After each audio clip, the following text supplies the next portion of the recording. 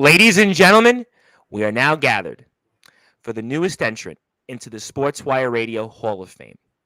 Our newest member of the Sportswire Radio Hall of Fame is important because he concludes the first class of the Sportswire Radio Hall of Fame from 2023 to today. He's the number 10, and the number 10 is important for many reasons because our guest earned his way into the Sportswire Radio Hall of Fame for being arguably the most well-traveled of the 10 members of the Sportswire Radio Hall of Fame's first class.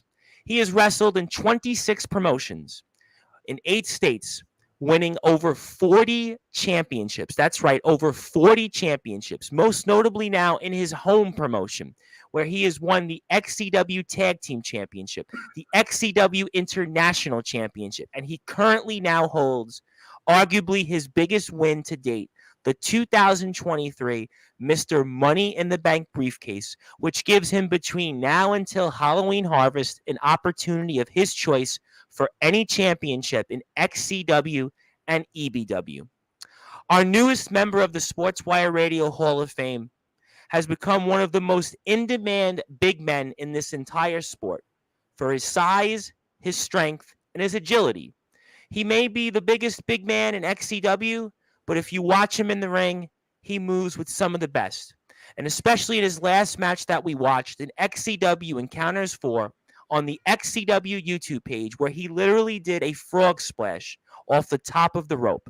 I can guarantee you that there are no other big men that can do what he does, and there are no other big men that will be inducted into the Sportswire Radio Hall of Fame in the future that will be able to do what our latest member of the Sportswire Radio Hall of Fame has done inside the ring and outside the ring.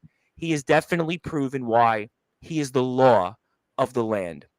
It is my great honor now to officially conclude the first class of the Sportswire Radio Hall of Fame in making it the law of the land as the 10th member of the Sportswire Radio Hall of Fame, the 2023 XCW Mr. Money in the Bank, Jaxsin Law. Jaxsin, congratulations. You have now taken your place in history alongside the likes of the first class of the Sportswire Radio Hall of Fame in the Natural Born Fighter, R.P. Davis, Dean Allmark, your colleagues, Justin Parsley, Fletch, TBW owner and founder, Josh Allen, Ernest Dove, your sort of former colleagues, Omen Black, Soldier GP, and the first member of the Sportswire Radio broadcast wing of the Hall of Fame, Rob Maraska. Jaxsin Law, it's time now to get that introduction that those 9 members of the first class have gotten, and many of your colleagues on Sportswire Radio in the XCW locker room has gotten. So with that,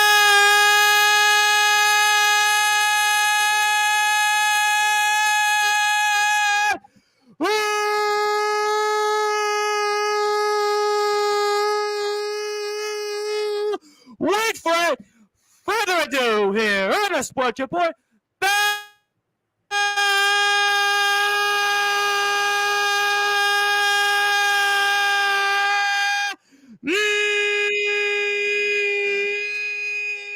Number 1.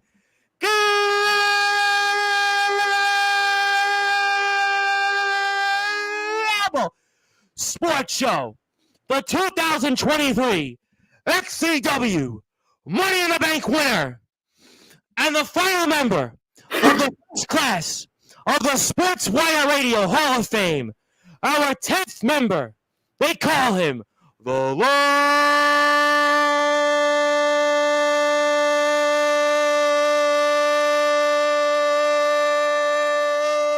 of the Land, Jaxsin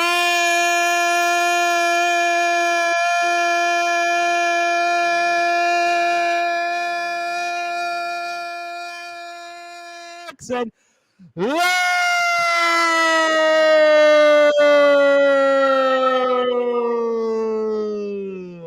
Congratulations, my friend.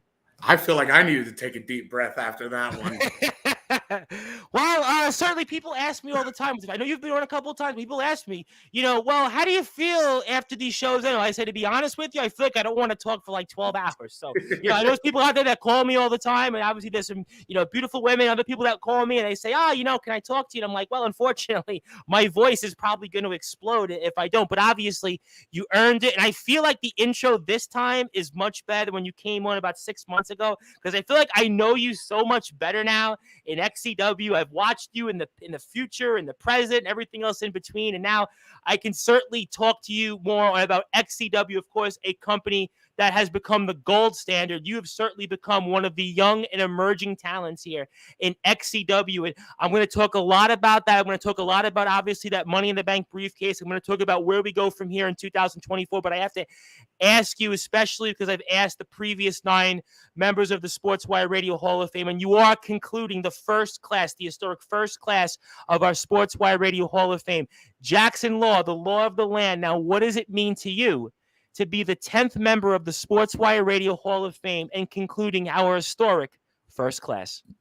It's genuinely an honor, especially being in there with some of the people that I'm in there with. Obviously, there's some names in there that I'm not too familiar with that I only know through Sportswire and watching the broadcasts and stuff. But like Fletch, Justin Parsley, Omen and Soldier, and everybody that's worked for XCW that's been on here after me, kind of not trying to toot my own horn or anything. I was the first one from XCW on here. You are. So to be able to see what has come of that working relationship between the XCW and the Sportswire is genuinely really amazing to me. And to be able to be inducted into the Hall of Fame and especially conclude the first class of the Hall of Fame, it's something cool for me. It's definitely going to go on the little list on Instagram of Internet Wrestling achievements.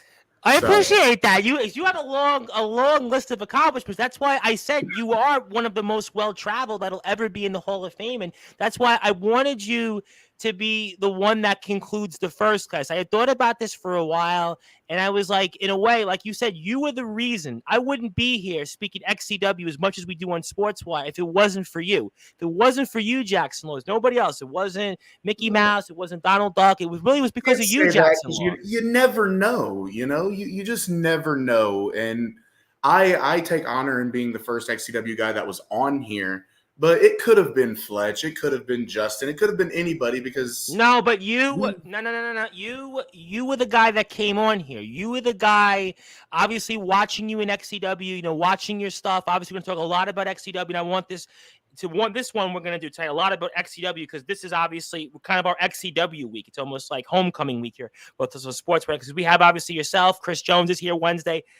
Jack Delt, the New Age champ, is going to be here tomorrow night, 10 o'clock Eastern time. But I really wanted you here to talk a lot about XCW. But I think, again, to me, the semblance of importance of you really in the Sportswire brand is very important to me because of what you've done in your career, but also because of the doors that you opened with us here at XCW. And you've definitely shown to me, like the things I said, you're one of the most agile, one of the strongest, even that whole thing about the frog splash. I mean, that is true. I don't think I love Omen and Soldier. It's their show, but they're not doing frog splashes off the top rope. You know this. You've been in the ring with them. I've been in the ring. You've been in the ring. You felt that stuff. I don't think they can do that. I mean, we love Omen and Soldier. Let me preface this. Sean Jovi, I mean, does the cannonball. I don't know if he's doing the frog splash. Cannonball, yes. But the facts are... I watched Sean Jovi do a suicide dive out at Winter Clash. So no. Sean can go. Listen, he may pull out a frog splash every now and then. Sean, the ceiling's not high enough. Sean can go. We have the big cheese, the tribal cheese in the UK. I know he definitely is not doing a frog splash, but I think that's why it was important because I really think, again, I look at your career and you have earned it because, very few people, when you look back, 26 promotions, 8 states, and thankfully now it's led you to me where I said it's your home promotion now. Yep. Is XCW. Does XCW feel like you're home now? You're home in a place that there's like almost like stability and you're here now. You've had success. I mean, do you feel that way in a sense? When I first started XCW, my very first year, the first couple months, it felt a lot like I was the guy from outside doing stuff outside that was trying to come in and completely redesign and rebuild my name, which in a sense is exactly what I was doing. I went from being Captain Law, being the guy that, went out there and just did whatever, didn't look good, didn't make sense, didn't really have anything to it. And I was more a character than I was a wrestler. Coming into XCW and taking the training that they gave me and really utilizing it, not only in XCW, but everywhere else. And for a while, I didn't call XCW my home fed because I was still traveling so much. But this last year, I've really molded myself more into the XCW mold, becoming more story-driven, more character-driven, really honing my craft in the ring and trying to get better with every match and do something different with every match. So XCW really has become my home fed.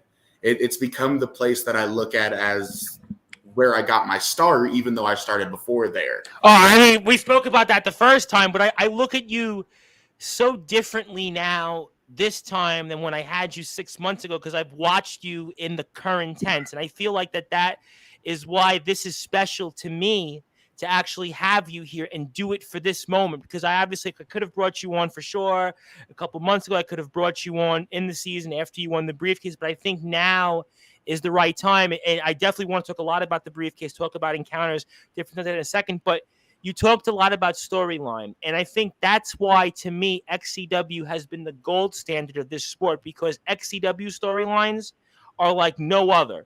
The creativity, the originality, and just the blend of what XCW has to offer. And let me ask you a general question. I know you've had your own feds. I know you've wrestled in 8 states, 26 promotions, 40 championships. I got all that. And that's why you're in the Hall of Fame. That's why you're in that first class with some names like Dean Allmark, who defeated Jushin Thunder Liger, Brian Danielson, RP Davis.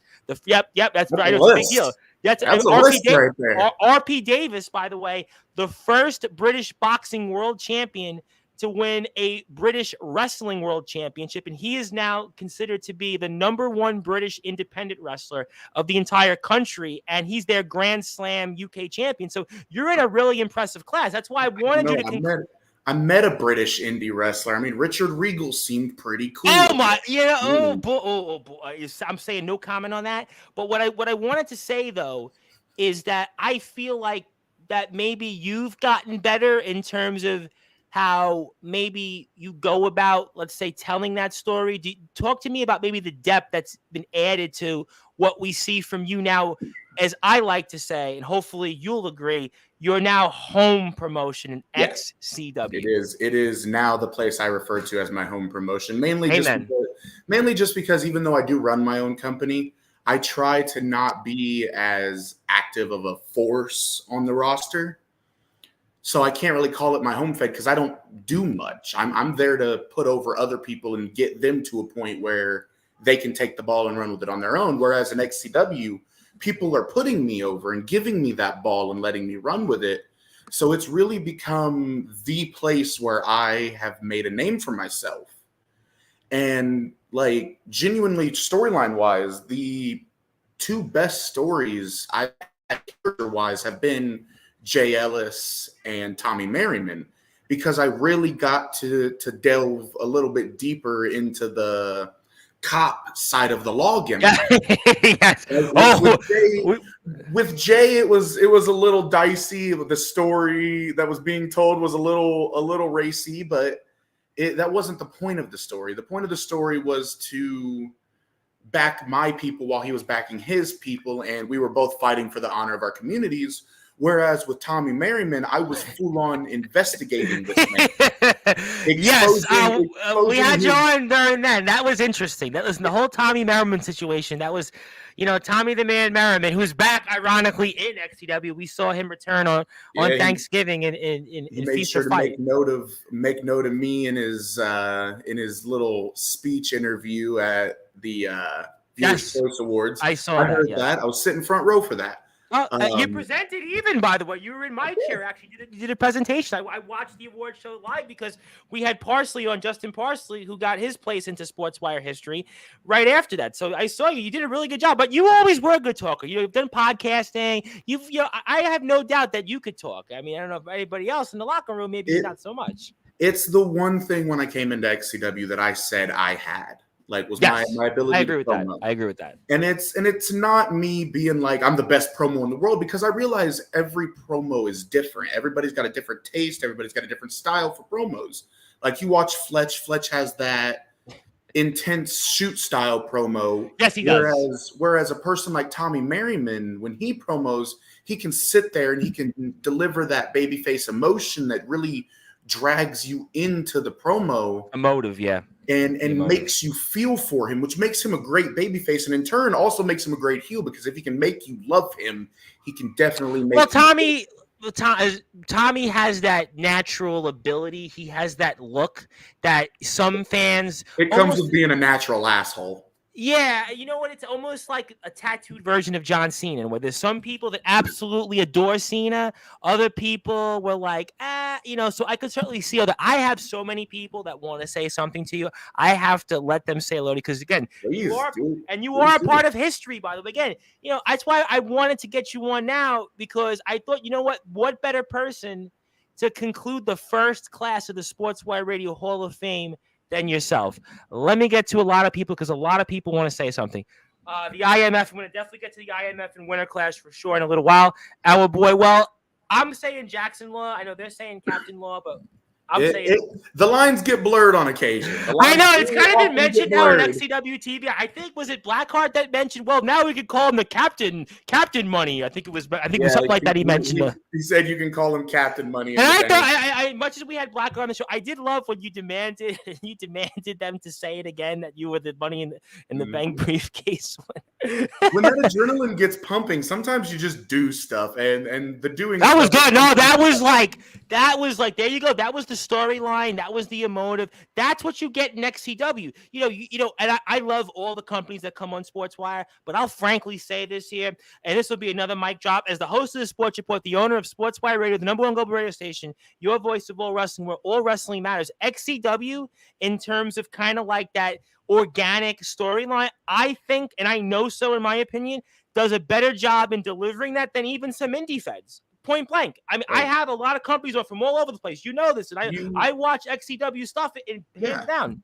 You lose the one thing I've always said about the indies, and it's coming from a guy who's never really wrestled on the indies, maybe once, but I worked the production side of an indie company. We spoke about that before here. Doing the lights and sounds and all that stuff. So I've seen it, and it's a lot harder to tell a story when you're not sure if people are going to show up show to show. And with indie companies, you get a lot of that one match here, one match there. I can show up on this day, but not this day. So it's a lot harder to put the people in a storyline versus just letting them go out there and have a banger of a match that the people are going to pay a ticket to see. So I think with the indies and stuff, you lose a lot of that because there's so much inconsistency. Whereas the XCW roster has had the same roster more or less since it started. I mean, like Tommy, Fletch, Justin. Chris Jones is back. Have to throw him in there. James Cerebral, Mr. EBW. I mean, he has a lot of guys that have been here. Blackheart's been here a while. Yep. Yeah, absolutely. No, there's definitely, I think what has separated XCW from a lot of companies is the uniformity, the consistency, where a lot of promotions have to kind of almost like they're filling in a lineup card in baseball. It's like a baseball manager kind of putting together a lineup, and they're kind of putting different spots, different players if somebody gets hurt. XCW's always had different, with the Corey Lee, have to throw Corey Lee in there. Oh yeah, sure. People that have been here a while in the company, Patrick O'Reilly, different people that you kind of know them consistently to be a part of XCW TV. Brogan O'Shea's become a part of that now. ACT's been here a while. You've now been here a couple years, but the guys like Fletch who've been here from the beginning, Cerebral, Corey Lee, I mean, Chris Jones for sure, now that he's back. I mean, it's a list of people. You have at least 8 to 10 guys that have been in a core here for a while. Brady Branson, throw him in there. Julian Voigt-Jacobs, cannot forget about Julian Voigt-Jacobs. And you're gonna find a lot about those core guys when this show that me and Ref Festus are doing together called XCW Inception comes out. It's a look back and an evaluation of the inception of XCW, and every episode goes over one of the shows. We're starting at the beginning with the very first televised event in 2004, and we're gonna break it down, and then we're gonna have Fletch in the hot seat and ask him why, how, and what happened. Well, a lot of promoters across our scene would definitely love to see that, but I'm obviously excited about that. I do want to get to more comments, but let me ask you a side point on that. Obviously, Festus Davis, I want to give a big shout out actually to somebody that will, I know, be in the chat in a little while if he's not already. Michael Blackheart, obviously that's his father-in-law, Festus Davis, and Festus is actually supposed to be coming to Sportswire at some point to actually talk about his final match. He's supposed, that's the word. The word on the street has been from people, from unknown people in the locker room, that Festus is supposed to be. He's contractually obligated to come on to Sportswire. That's the word. No, last time I heard from Festus, he was getting kidnapped. I don't know what happened. Well, I've seen what he's going through in other places. Certainly your Fed, obviously ROEW. I'm gonna plead the fifth and all that, but let me ask you a side point on that. Please. And getting back to watching the first televised show 20 years ago. Why did that maybe change your view, or maybe how you look at XCW to actually go about and do something like that? I'm curious. The only thing it changed for me is finding out that a certain guy wasn't the original good guy. That's the only thing that changed for me. I found out there was another good guy, and they did it 20 years ago. So that was kind of crazy for me. And it's a weird coincidence because no one knew about it, because let's be real. It's VHS footage from 20 years ago on a trampoline and on the ground. Not many people are going to watch it. Yeah, that's crazy that they actually had it. There's a guy on Instagram now he's actually taking stuff now and transferring it to VHS. But that's crazy that Fletch and the company had that still in VHS and are able to transfer that. That's wild. Yeah, and for me, being able to go back and watch that and ask him the decisions that were made and kind of grill him, not only does it help me see the difference now versus then, because it was a lot looser then than it is now. Really? Okay. Versus the now, where it's a pretty tight run ship. You've got time limits, you've got promos that have to get done. Sure. Versus back then, it was just kids having fun. And I'm not going to get too deep into it because don't get too deep into it. Yeah, watch Inception. We're going to plug that link in a second where people can plug it. But also, don't get too deep in the weeds here, especially on this platform, because the word will travel. So hold that thought. But before I get to more comments, and thank you everybody for being so patient, because we really wanted to make this a monumental moment here. Because if it was not for this man here, the law of the land, Jaxsin Law, I'm going to break the fourth wall here. If it was not for this man, we would not have had this relationship with XCW. So that's why I wanted this man to be a part of history to conclude our historic first class of the Sportswire Radio Hall of Fame. You can follow XCW on YouTube, XCW Shelbyville, XC All Access, where you can watch some stuff on YouTube about XCW stuff. Instagram, XCW_Shelbyville, XC Wrestling 1 on Twitter, Facebook, XCW Shelbyville. And get this, if you want to buy merchandise, look at XCW stuff, xcwrestling1.wixsite.com/Shelbyville. And I'm going to have an announcement for more XCW merchandise on my end on the way that I'm going to actually make sure I show my support to the company here. So make sure you follow all those things here. And also follow Jaxsin Law on his active YouTube and Instagram accounts at LawDRL. Make sure you do that, or else he will come after you. And he has cuffs. He can do those things because he is the law of the land. I can do the background checks too. I've seen that on XCW TV. Cheap plug. That's why you go to XCW Shelbyville on YouTube and watch all the great XCW content. Nicholas Crenson wants to say congratulations, Mr. Law. Obviously, Mr. Crenson will be a part of our second class coming up in a few weeks, so we thank him. Also, the IMF wants to congratulate you. Speaking of somebody else that'll be a part of the second class, obviously from DKW, they say hello, good sir. I want to say hello to Julie out there. Julie says congratulations on your induction, Jaxsin. She's from New York City. Thank you for tuning in there. Jules NYC. Did I say it right? Is it Julie, Jules, whatever it is? But I say thank you. It says Jules. Well, I can't read, obviously. I certainly need to get my eyes checked. But hey, that's me. Maybe that's the 7 lights we have on sports. No, you're the law of the land. You need them. You're a Hall of Famer now. Okay. I want to say hello to our buddy out there in Australia, the BWU World Champion, Mr. Ace Reed. Ace was on our platform last week. He wrestled there. Actually, so is he the one that runs the Wired Up podcast? Yes, and he mentioned on Sportswire you were going to be on, but he didn't give me a date. I was supposed to be on. We haven't set in a specific date for it yet, but stay tuned for that, I guess. Well, and I tell Ace all the time, tag me on Instagram, tag me on YouTube so I can watch the interviews. So if you're going to do somebody that's come on Sportswire, Ace Reed, definitely tag me. I don't care at this point. You tag me. Justin Parsley tags me all the time on his post. ROBW does. So tag me, whatever it is. And even the TBW guys do it. So whatever you do, let me know when this man comes on, because he's the law of the land. He does say good day to you, by the way. Congratulations from all of DKW. Yes, you definitely did deserve it. Speaking of my guest on Thursday, who kicked off our week here of shows, Mr. DJ Wilbur. I got a quick, funny question here. Now, has he offered to go on paranormal trips with you? Have you been offered to go along with him to the jails? Why haven't that? Why is that, sir? Why not? I don't know. Maybe it stems from the very first interaction I ever actually had with DJ or whatever. I'm not going to get too deep into that. Okay. There were words exchanged, as a cocky prick coming in versus a cocky prick that's always been here. There were words exchanged over my free time interview. It happens, and we know DJ obviously had one stint, and now he's on the second stint. So. And I said this to DJ off the air. Let's talk about the positives. Let's stay on track. Yeah, we love DJ. Absolutely. His ring work, and I even said it during his interview.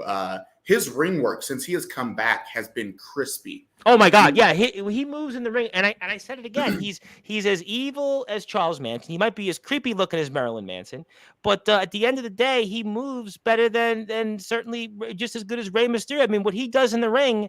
I mean, this guy's got injuries he's dealing with. I mean, at the end of the day, what DJ Wilbur does. I mean, it's really.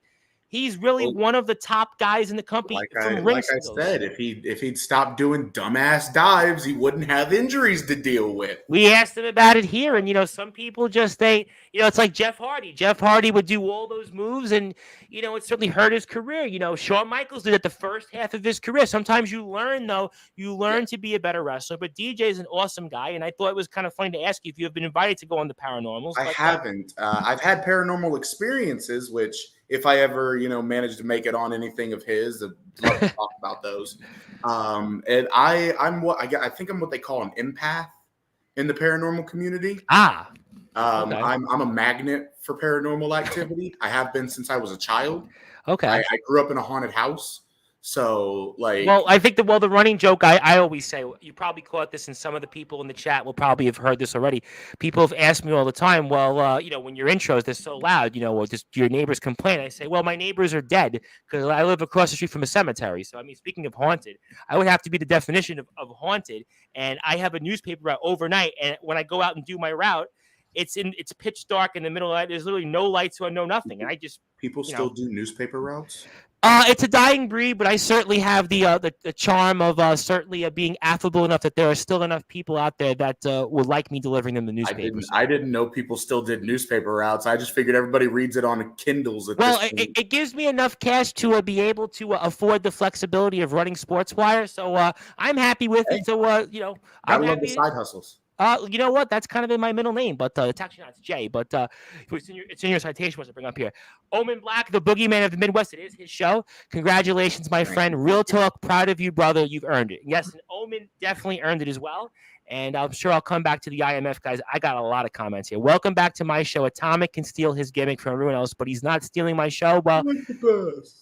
Well, Atomic's going to be on Tuesday night, so I'm sure that'll be a lively discussion. So I'll leave that for tomorrow's show at Jack Delta, but we're here right now with Jaxsin Law. Can always appreciate someone who loves to tell stories in wrestling. I think that's my favorite part of wrestling. Absolutely. When I originally got into wrestling and I had started doing UAW on screen, of course, it was just me and my cousin. But the production side of things, that is what I love doing. I love being able to tell the stories, write the stories, promos, all of that. And I had said it a long time ago that if I ever made it professionally, like this became my thing, I wanted to be more of the managerial role than I would be the in-ring role. Because if I can help someone else get over by just being there, then I will have felt successful in my own right. And being able to just talk and be the promo guy and the manager and stuff is something I love being able to do. It's part of why I love tag team wrestling so much, because a lot of the best tag teams, there's the talker and then there's the wrestler. Yeah, there's the one guy I was actually hearing. It was Randy Orton talk about this the other day, and he talked about, obviously RK Bro, and he said, Matt Riddle actually did so much for him because it allowed him to keep wrestling through his injury that he obviously sidelined him for so long, and that they're in tag teams, you'll have like somebody who's maybe the tough guy with the muscle, somebody that might be more of the technical. We go back to the years of the Hart Foundation. Bret Hart was kind of the technical. Jim the Anvil Neidhart was kind of more of the tough guy. The Hardys certainly had that different element, even Edge and Christian. So there's tag team wrestling. You certainly get those different, elements of it. Even going back to like Rhino and Heath Slater, there was the comedic, and then there was the Rhino, the big, kind of like you almost. So that's what tag team wrestling is so great. It was one of the things that I liked about working with Jaden Tucker when we were law enforcement was, even though neither of us were the best wrestlers, I could talk us through stuff. And that was why we were like, we joked about it. If you go and watch the the Showtime, I get my side shows confused sometimes. I know XCW, literally, I think I said this on a prior show. XCW is like the WWE network. There's like 24,000 shows at this point, and I just say, well, just go to YouTube and go to XC Wrestling 1 and just go out and watch it and just subscribe. Yeah, if you watch the Cold Day Showtime, it's at the very end, right before the Showtime logo pops up, you hear me make the joke about me and Jaden Tucker being law enforcement with Swap Man as our manager. Yes, I remember that. Well, that was a joke. And then the next show, I got told that we were being teamed up after my match with Brady Branson. I had the promo to film that set up for me and Jaden Tucker being a tag team. And I always think it was the joke that made it happen, but I don't know if that had already been in the works. Sometimes, because I know Fletch plans stuff 6 months in advance, and then convenient things just happen that make it make sense. Sometimes you have to go with like what's right in front of you, even though you might plan things out, not to go too deep in the weeds. But I mean, sometimes that happens, and maybe that moment was. And obviously, we wish Jaden all the best. Obviously, we'll certainly see what the future holds for him. But we're very happy to have you in XCW. Michael Blackheart is here. How you doing, Mike? Hey, it's Captain Crunch. I got 2 words for you. I love watching you fight Peter Pan. Which Peter Pan? I've fought a lot of Peter Pans, but I don't know. I mean, that's back to the tag team stuff. I mean, when I got put with Jaden Tucker, it was to elevate me wrestling and elevate him talking, because Jaden Tucker couldn't cut a promo to save his life. Well, that's very true. He couldn't talk at all. His promos were nothing. He was just going through the motions of saying exactly what needed to be said. There was no sustenance. And my in-ring work wasn't where it needed to be for me to be the monster that I could be. So you put us both together because Jaden Tucker was kind of elevating himself wrestling-wise, and he was doing better in ring. So you put us both together and hopefully elevate us on both ends. And I like to think I came out of the tag team looking a little bit better than Jaden did. But, of course, I came out of the tag team, didn't win anything. He came out of the tag team and won 2 New Age championships. So I guess in the eyes of the viewers, well, right now you're here still currently in XCW. I'm here, he's not. So, and you got a briefcase, which I'm going to get to. So no, I think not so fast, my friend. In the long run, you won. I want to say hello to the big bad Silver Wolf out there. The Wolf is in the house. How you doing, Nicholas Crenson? Since started watching XCW back in 2021. And if actually was part of my reasoning for helping start WCE was because of XCW. Their roster is great. I say it all the time. The XCW roster, I think pound for pound, might be the best in this sport. I think it's right up there. I actually talked to Mr. Crenson when I was at IMF. And I talked to him about him watching XCW because he was one of the first people to be like, hey, XCW guy. I got that a few times while I was out there, but really? He was one of the first ones. And it's amazing how recognizable I've become as an XCW guy, given the 26 companies. But I kind of feel the same way is even though, yes, I knew you and I watched you in different places, I had you on, but I feel like really to me, XCW is where like you've made your home now. I mean, Yeah, I feel like to me, I it's don't the know. place I've grown. It's the place that made me the guy that You know, people you want went from to have. being, I hate to say, as we're here with Jaxsin Law, the 10th member of the Sportswire Radio Hall of Fame, to conclude our first class. My name is the Reverend Tom Bryce, your voice of all wrestling, where all wrestling matters. I feel like you went from like a hired gun, almost like a Johnny Cash, I've been everywhere, man, to now where this is the place that I can see you now for the foreseeable future. And I know that I can count on you to do something really big, really special, and also be a part of a place that's going to appreciate you, value you, and you're going to grow as a person. I think you went from being a hired gun, which is nothing wrong with that. Nothing wrong with being a hired gun in this sport. There's a lot of people in the independents that are hired guns. But there is now, to me, you have uniformity. And I think that it's really, really nice to have you on this time and to be able to explore that and to have you here and not have to keep a scorecard on where you've wrestled in the last week, which is great. Listen, Jack Delta's here tomorrow, and I love Jack Delta. He's a great guy, and he's our new age champion. But like, I love the fact that I can just talk to you here now, mostly about XCW. I think that's really Well, what I'm happy to see you here with. That's part of why, like, you haven't seen me many other places recently. I went and did No. Winter Clash because I owed the IMF guys one. I had told them at the beginning of the year when they asked me last year if I wanted to do it that I would think about it, and never really gave them a real answer. And I felt kind of like an asshole for doing so because I didn't know. I didn't know what date, what time, what Sure. hold for me. But towards the end of last year, going into this year, I haven't really traveled. Like, anything you see of me now coming out on other channels is completely pre-taped. And it's because a wise good guy once told me it's not about how many places you wrestle, it's about the impact you can make in one. And I feel like XCW offers me enough of an opportunity to make an impact that going forward, I don't need to travel as much. Whereas no, you don't. But first of all, you you're home in the gold standard. You are home in the gold standard. You are home in the place that if it wasn't for Joshua Fletcher and his vision doing what he's done, there wouldn't be those 26 promotions you wrestled for. Let's kick the ballistics. Let's go straight to the point. You are looking at the 20 years, the first live show when it occurred on YouTube 20 years ago. If it wasn't for Josh Fletcher sticking to his guns, if it wasn't for Josh Fletcher sticking to his vision, his focus, his dedication, there wouldn't be all those companies that you wrestled in, and even those companies you recently wrestled in that come on this platform, and even contemporaries with different 3 initials and different names, there would be none of them if it wasn't for Joshua Fletcher. Point blank. And at least me personally, like, when I first started traveling, I had a few companies under my belt before I joined XCW. I think I was up to like 10 when I joined XCW, 10, 15, somewhere in there. The numbers blur. But when I joined XCW, the only other place I had been wrestling was UWA. And I didn't get the in-ring training at UWA. In fact, I was helping a lot of their guys learn how to do stuff right from the XCW training. Right.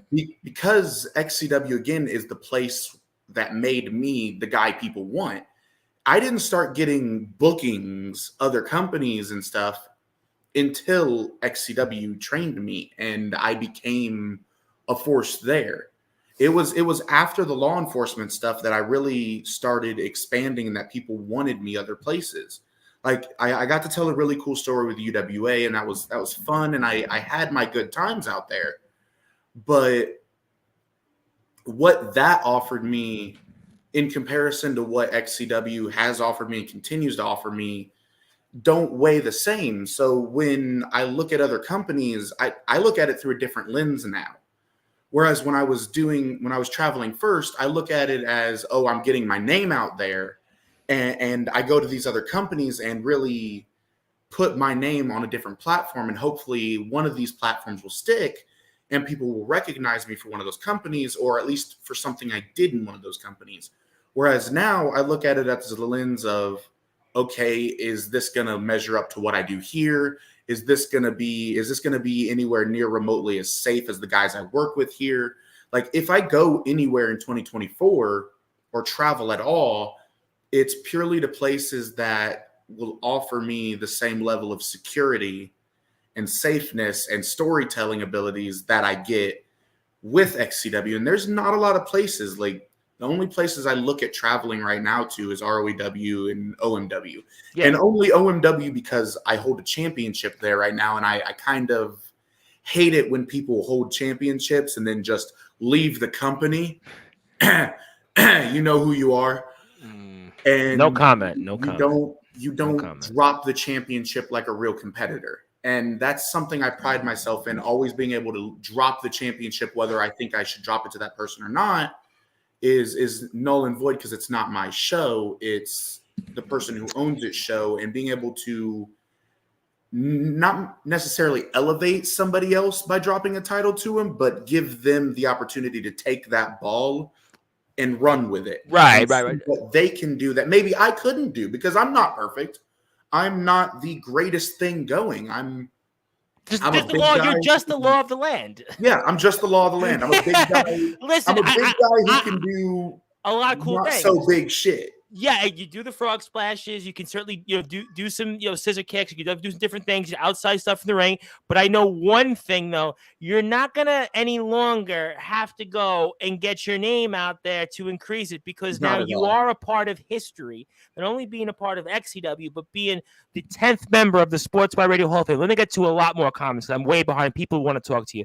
Michael says, "Great to see you in the Hall of Fame." Unlike Pete Rose, that's a good one. Yeah, Pete Rose. Well, I would induct Pete Rose if he wants to come in, but I don't know if he'd actually want to bet on it. But DJ says, "Never knew you were into paranormal, to be straight honest," and he kind of laughed. It's not that I'm into it; it's that it's kind of always been there. So okay, all right. Well, it's something we could definitely talk about sometime. Well, DJ's going to be back on, and you're going to be back on for sure in 24. So I'm sure we'll talk more about that. Nicholas says, "One day, Mr. Law, I'd love to work with you. I think we could tell an amazing story." Nicholas is one of my favorites on Sportswire. Nicholas is always messaging me. He's always asking me about an idea, or we're always talking wrestling. That would certainly be a very interesting match. He's definitely an interesting guy to meet. Very interesting. Just a lot like the WCE guys. They were very interesting to meet in person. Some of them. Let me say that we love WCE. Let me say I love WCE. Although that's Sean, the biggest. I'm going to plead the fifth I've ever heard you say. Yes. Oh, and there's a lot of them I really should have said last week on Sportswire, but this one I can promise you, this is really my moment of saying. I'm really basically saying I just love WCE. Go support them. Jack Delta, my guest tomorrow night, 10 o'clock, says, "Much love, gentlemen. Can't wait to watch it. Can't watch it live, but wanted to say hi. Fair enough. Appreciate that. I'll see you tomorrow night." He tries to make it a competition. Delta loves making it a competition. Who can have more companies? Well, guess what, Delta? You got a lot of work to do now. Well, that's a good point. I'm going to certainly plead the fifth on that one, too. DJ Walbert wants to say, "Appreciate your kind words. Much love." Yes, DJ, definitely. He's become one of my favorites in a short amount of time. Just awesome. Very, very nice guy. Just people that I want to root for is DJ Walbert. Julie wants to say, or Jules, DJ Walbert, if you like any roadies for your paranormal tour, I'm always available. So that DJ, certainly you might get some company there. Maybe something that you guys can work out. Maybe stay tuned. You never know, right? What the future brings. Jaxsin is a magnet for no action, yet a great guy. Ooh, I don't know why. Oh, deep cut, Michael. Deep cut. Well, you know what it is? Michael was on the show last week, and he got comfortable, and he got confident. He knows that his father-in-law is having one final match, and his father-in-law is coming to Sportswire before that, and I think he's starting to feel that he's at home and comfortable. But I would say watch who you're talking to, because it is still the law of the land. I know where he lives, so I don't doubt that. I don't doubt you know where all of us live, because you're in law enforcement. There's people, you got people in places. Omen Black wants to say, "Watching Unholy and Encounters live, very impressed with Walbert." Yeah, Walbert, definitely very, very impressive for sure. No question about that. What's up, Tom? How you doing? Ron Franklin. Ron, nice to see you. Just wanted to pop in. Somebody's playing games here. Where's Festus? Where is Festus? I don't know. I don't know where Festus is. I actually don't know that question. I actually don't know, but I'm sure I'd love to. I don't know where Festus is. Is he? Oh, I know. Oh, wait. I knew he was contractually obligated to be on Sportswire, but then again, he maybe fulfilled his obligations. Is just now he's no longer coming on. I mean, obviously, I'm going to say no What are you comment. talking about? I thought I saw something that looked like him. Maybe it was my imagination. It must have been a glare off the TV. Okay. Must be my figment of my imagination. I clearly have a lot of problems with that to begin with. Certainly, though, Dirty Donnie wants to say, what is up, my man? 4 down, hashtag. Appreciate that. Want to say hello to Adonis Felios, the Drip King, Evening Tom, and Mr. Law. Want to say hello to you, my friend, as well. Jason Storm, the wild card. Hello, gents. I think Jason has a matchup coming in ROW, I think, right, with C Money, if I'm not mistaken. I think loser leaves ROW. Yeah. So I'm waiting for that to see how that goes. Jason, great to be with you. Hope you are doing well. Bean soup. God. I'm going to get to the favorite food. There's a lot to talk about, I know. I'm running through comments here because my mouse actually went out, so I'm using this with my hand.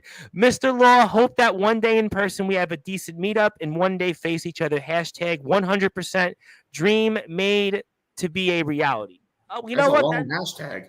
I was going to say, I almost had to like squint my eyes there. So it's a long hashtag. You never know, though. I'm game to meet anybody, especially if you want to come here and work me in an XCW dark. Well, XCW is where the big boys play.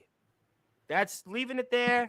That's the case. I want to also actually on a sad note, unfortunately, bring up, yes, absolutely major prayers to those affected on the recent Perry, Iowa shootings. Horrible. I mean, just horrible that we still have to talk about this in the world in 2024. Absolutely despicable that this goes on. And my prayers are to everybody impacted. And, I certainly want to pray on that. Absolutely.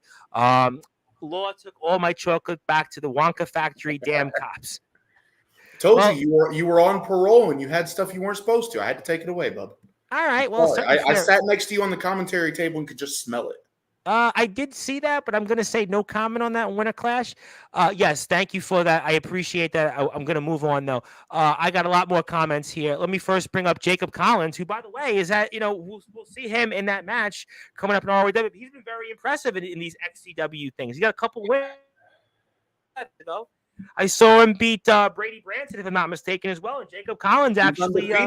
He's undefeated. I mean, you can't deny that. So far, he's in undefeated. XCW. In XCW, he's undefeated. He beat Jack Delta at the Halloween Harvest pre-show and beat the former world champion. Yeah, I mean, I don't know if he's going to have that same success though in against Jason Storm, but we'll have to find out.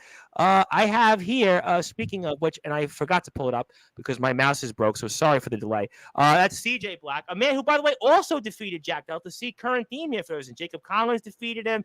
CJ Black defeated him, and he's obviously the man. By the way, real quick, just real talk for a second. And this is not about CJ Black or Jack Delta. These guys, though, in my opinion, put on the first match of 2024. That was the best match so far in 2024. And also on top of that, I will say it.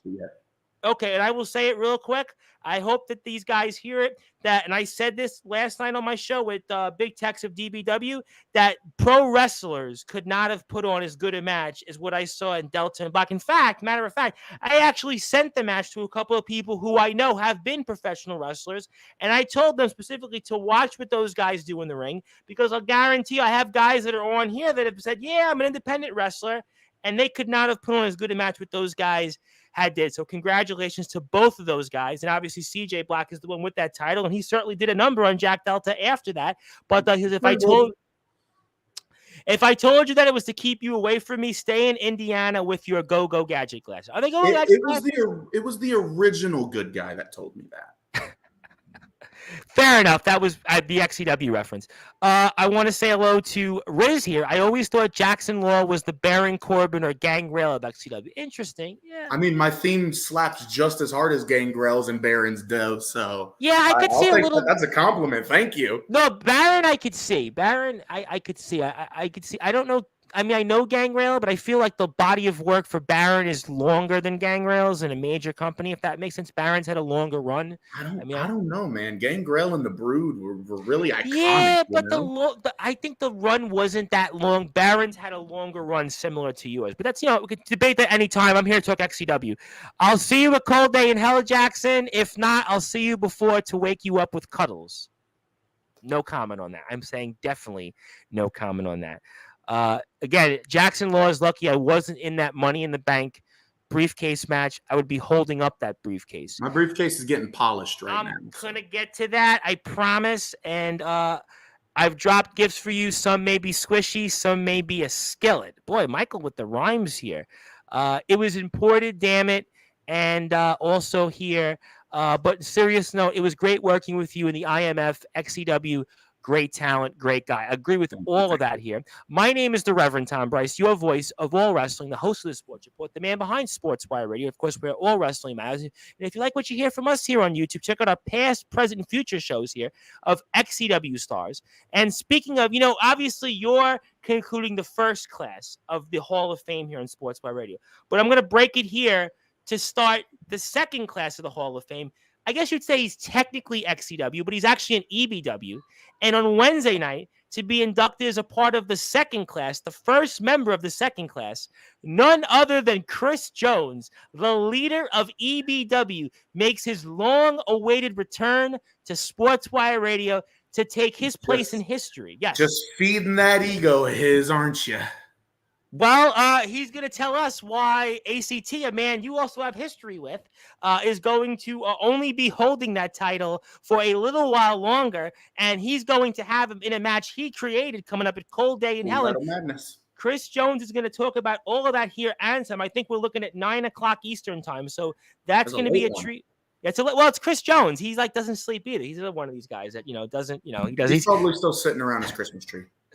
I'm going to say no comment on that because I've got him here on Wednesday's show, and I certainly want to be nice to Mr. Jones and EBW because certainly EBW is in a foul mood these days. And I guess Mr. Blaze was kind of hoping you take that EBW title away from Brogan O'Shea. Not that you care about being an EBW, but that's certainly a topic for another time. It would. If I won the EBW title, technically I'd get to put EBW on my list of companies. So yeah, I don't know how I was gunning to take it, But in the meantime, if you want to see what we have 24 hours a day, 7 days a week, 365 days a year, you can check us out on sportswireradio.org, our brand new website, which yours truly runs, maintains, upholds. So if you have a podcast out there, if you want to play live music, if you want to have different things that you want to hear, I take care of that for all of your needs. We have a number of shows. Some show I hear from called Jaden and Fletch named Giving Receipts actually airs on this platform. Podcast. Great podcast. From a birdie. It airs here on this platform and many other shows. So if you have a suggestion, let me know. Also, we have a blog out there as well, which you can check out, which is at Tumblr at Sportswire Radio, where I wrote about Jaxsin Law being a part of the Sportswire Radio Hall of Fame. So you can definitely check out all that here. It's a really good article. I appreciate it. I'm actually getting. It took me a long time to work on yours actually because it was actually important. I was like, some guys I do like 15 minutes, boom, boom, boom. Yours took like an hour and a half, so I actually really worked on that. I genuinely appreciate that. Fair enough. I don't get wrote about very often. That one was a weird thing for me. Some guys real quick. Somebody would write something. No, it's weird. Some guys look at it and they really go like I've had the British guys come on and they're like, when they got inducted, it was RPD and Dean Allmark, and they were like almost like meh. Boy, I wrote about you. I wrote about Soldier. I wrote about Parsley. I wrote about Omen. I wrote about Fletch. It was like, wow. It was like people were like, I had more people, I think, view those articles than when I had like my RPDs and my Dean Allmarks. So it was a really cool thing. A picture's worth 1,000 words. And sure. An article is something tangible. You can print that out. You can hold it. You can read it. You can scroll on a phone or a laptop or a computer. It's something tangible. Videos can get lost. Videos can get edited and modified, but an article, while it can be edited and modified, is sometimes the purest form of that's why I'm trying to make the Hall of Fame a big deal, because there was some knucklehead, let me just say, some weirdo, some perv out there that in a failed British wrestler. Yeah, I don't want to give him any more credit than he's gotten, was talking about the Sportswire Radio Hall of Fame. And there's all, it's all backyarders. It's all, I don't know who these people are. I don't want to be in it. I know half of the yarders in the first class of the Hall of Fame, and most of them could outclass a lot of the current indie talent that runs around. In fact, I'm glad you said I want to get to Money in the Bank, but I'm going to handle this one for you. In fact, most of the backyarders that come on Sportswire, as a matter of fact, could easily outclass about 80% of the independent wrestlers outside of CCW, of course, in the UK. They could easily outclass about 80 to 85% of the indie wrestlers that I've had on Sportswire Radio, because I've seen more talent in you guys and everybody else that will and get inducted into the Sportswire Hall of Fame than these guys that go, yeah, I'm this 20-year indie guy. Yeah, I've gone out there and done all these different things. Yeah, I'm the guy who was trained by this one. Yeah, I know this one. But then you watch them in the ring, they can't execute a punch correctly. They can't execute a drop kick. They can't go out there and do they can't sell a move. They can't go out there and do any ring psychology. And then get this, when they're a part of their companies that they're in, real quick, I'll take care of this for you. They go out and say, yeah, I'm an indie guy. And then you watch their shows. There's 15 people, 20 people there, 10 people there, and they couldn't pay people from their own family to even watch them in the ring. That's how poor, that's how inept they are in the ring. While meanwhile, XCW, ROEW, OMW, CBW, even TBW. I mean, we can go down the list. DBW, AWL. Throw them all out there. Even Ace Reed's BWU. I'll put my money on all these companies, and especially XCW, by the way, the gold standard of this sport. I'll put them far and above shoulders of some independent companies I've seen, whether it's stateswide and certainly in the UK. Just saying. Well, I mean, it says something when you look at companies like XCW, where it's always been a yard company. Obviously now it's referred to more as semi-professional. I like the semi-pro term, though. I do kind of like the term. Independent guys who are knocking on the door, wanting to come in and work with our homegrown talent, and that for me is a super surreal thing. I'm not in management. I don't really have a lot of say in the background of stuff, but being able to see those indie guys like Richard Regal, like Leon Lux. Leon Lux kind of came back, but Richard Regal, Leon Lux, people like that. Well, how about who came from XCW? Some guy, Dylan Bostic. He came from right. I mean, good guy, right? I mean, XCW has created some cool names going into the indies. Like around here, I don't know if you've ever heard of them. We have a tag team going around the indie circuit around here called the Original Sins. Yes, I actually have heard of them. Yes. Well, if you've heard of the Original Sins, maybe you go back on XCW, and I want to say the 2017, 2018 season. I know where you're going with this. Jason Arcane and Ty Bennett. Yep. No. Listen, XCW. The points taken. I'll throw VTW in there also. North Carolina. I have a lot of indie guys who work out of there. They're a great promotion. Definitely a place. I think that they also praised actually XCW when I had Aaron Jones on here. Aaron Jones, great guy, by the way. Pro wrestler, goes back and does some underground semi-pro stuff similar to what we see here in XCW. Those guys raved about the product. Yeah, I would throw them in also. I would be remiss if I didn't. I know I have more comments, but let me ask you, because I have to talk to you about this briefcase, because I know you've been asked a lot about it. And it looked like you were actually going to use this briefcase, but Brogan O'Shea basically said, no, I'm not going to do it. We saw what happened. I'll leave out the outcome of the match, but you've got this briefcase now.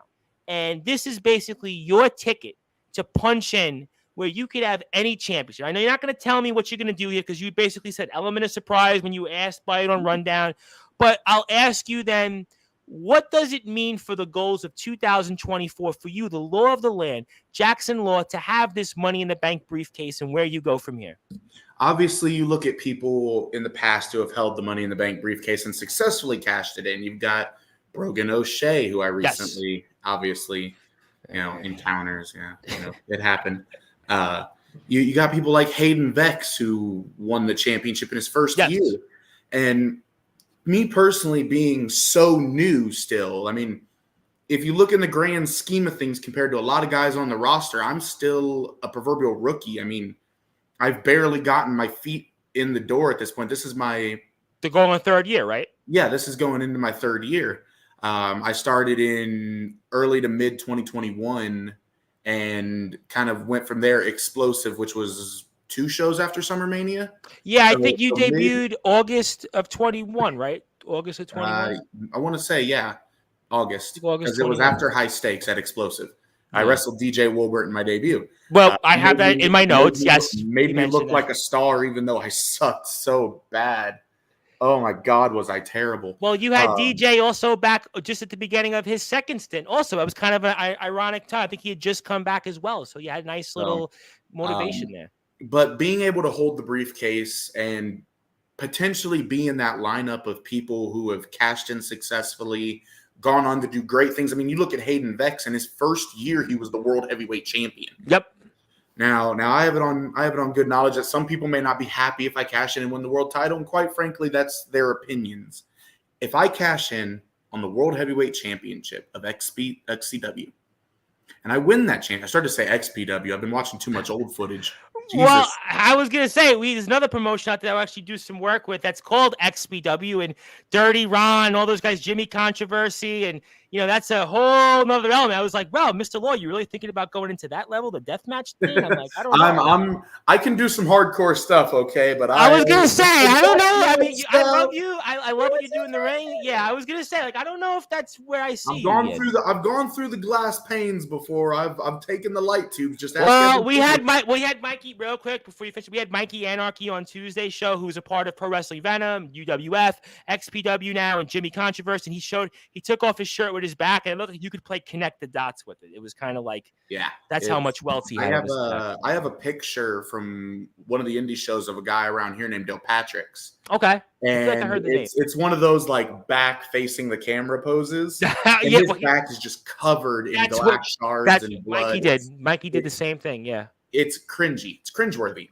And it's not cringeworthy because it's bad. It's cringeworthy because But being able to be in that lineage of people who have had the briefcase, whether they've cashed in successfully or not, I'd rather be in the obviously in the side of people who have cashed in successfully. I don't want to be accompanied by Patrick O'Reilly and the people who haven't cashed in successfully.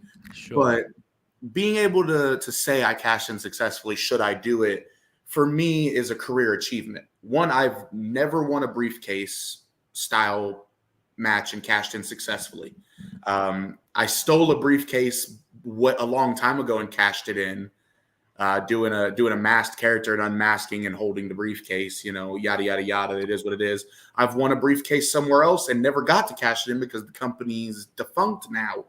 So being able to finally win a briefcase and have the foresight enough to know I'm probably going to be able to cash this in, whether it's successful or unsuccessful, for me personally, is a career achievement, because one of my favorite stipulations growing up was the Money in the Bank ladder match. And absolutely, the uncanny surprise and the out of nowhere attitude and opportunist attitude that came with being Mr. Money in the Bank and being able to cash in out of nowhere and have these creative ass cash-ins. And we know XCW has had some creative cash-ins in the past, the Viewers' Choice Awards. Yep. Corley getting bashed in the face and then the referee pulling off the dress shirt to have a ref shirt underneath it. It's one of those things that you never know when it happens, where it happens, how it'll happen, or to who it'll happen to. And for me, it's an amazing story to be able to tell. And I love being able to be that guy that gets to tell that story. The ultimate opportunist. I know I come out wearing the red, black, and the white with the stars and the jean jackets and everything and the long hair. I like the jacket, though. I have to say, I do like the jacket. I get called Fat Edge all the time, but I enjoy being the opportunist. I don't think I'm going to do that, though, Mr. Law. I'm not going to call you Fat Edge. I don't think I have the hey, for me, it's not an insult to be called a Fat Edge. I mean, Edge is amazing. I'm going to call you a Hall of Famer. That's what I'm going to call you. But, I obviously talking about this briefcase for a second, as we're here again with the 10th member of the Sportswire Radio Hall of Fame, to include our first class, Mr. Jaxsin. You can follow him on YouTube and Instagram at LawDRL. Also check him out on TikTok as well. Okay, so you mentioned the world title a lot, and obviously you're not going to tell us anything, which I hope you wouldn't. But do you have a preference, as crazy as it sounds? I know Chris Jones, you kind of were aghast at me when I mentioned his name, him coming on the show Wednesday. I am going to bring you up, though, because you do have that briefcase. ACT, you've got history with. He kind of tried to rub salt in the wounds with your eye a little bit there when you came on Rundown saying that, you've never beat him and we saw what happened after that. But do you have a preference? Let's say the longer this goes out before Halloween Harvest, do you have a preference in Jones or ACT at all by any chance? feel like telling you one or the other would be an insult, downgrading one or the other, because sure. I have my checkered history with both of them in a way. I mean, with ACT, it's obvious. I mean, we feuded for almost a year Yep. with Knowledge is Power versus Law Enforcement, and I've wrestled ACT one-on-one plenty of times, and most he's recently, always about a gotten month the and a half upper ago. hand Yep. on me. I know. Always gotten the upper hand on me. So sure, it'd be so satisfying to take it from him, but I feel cheated in a sense. Character-wise, I feel cheated. The guy that got Chris Jones fired cost him his career in XCW isn't the person he comes after when he comes back.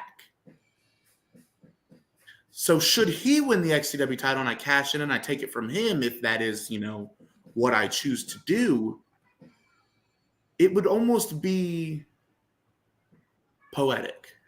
Well, let me ask you a follow-up on that. I know I have a lot of comments, and I'm going to get to people. A lot of people wanted to talk to you because it's been a while since you've been on here. But do you feel like maybe, in a way, that Chris Jones didn't go after you because he looks at ACT and he looks at that's a guy that I can kind of pick on. That's a guy that I can certainly see as a weaker target, whereas you're the law of the land. You're the big man of XCW, basically, pun intended.